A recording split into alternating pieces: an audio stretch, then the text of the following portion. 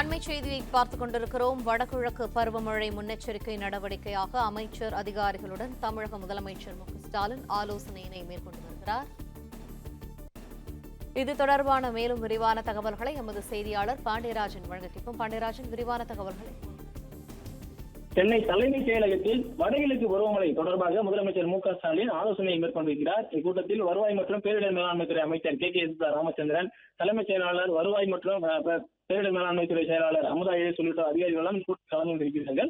October, November, December ஆகிய இந்த 3 மாதங்களில் வடகிழக்கு பருவமழை துவங்கும். அக்டோபருடைய முதல் வாரத்தில் இருந்து அதுக்கான காலம் பருவமழை காலங்களாக சொல்லப்படுகிறது. இந்நிலையில் தமிழகம் முழுவதும் மேற்கொள்ளப்பட வேண்டிய நடவடிக்கைகள் என்னென்ன, செய்யப்பட்டிருக்கக்கூடிய செயல்கள் என்னென்ன என்பது குறித்தெல்லாம் முதலமைச்சர் அதிகாரிகளிடம் கேட்டறிந்திருக்கிறார்.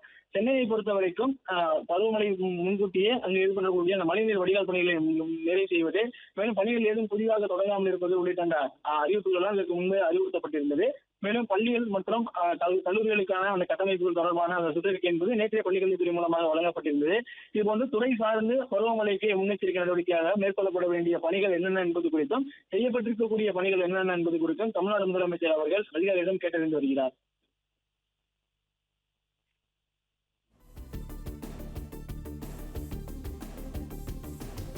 நன்றி பாண்டியராஜன், விரிவான தகவல்.